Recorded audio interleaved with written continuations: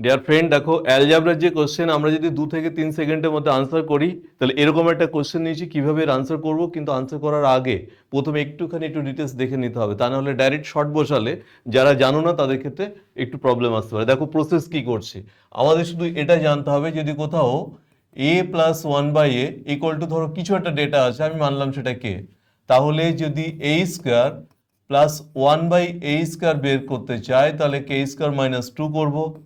যদি a³ + 1/a³ এটা find out করতে চাই তাহলে k³ - 3k এটা বসিয়ে দিলে উত্তর পাবো। আমাদের যে কোশ্চেন দেওয়া আছে তাতে আমি যদি এরকম কনসিডার করি যে a = x/y, তাহলে এই ডেটাতে দেখো লেখা যায় এটা হচ্ছে a² আর a হচ্ছে 1/a², এটা সমান সমান 7 আছে।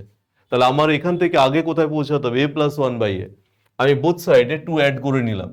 2 অ্যাড করলে এটা a², এটা 1/a², এটা 2ab নিলাম, এই যে 2 অ্যাড করলাম সেটা এইভাবে, এদিকে 7+2 অর্থাৎ a+1/a এর হোল স্কয়ার ইকুয়াল টু 9, তাই a+1/a হয়ে গেল 3।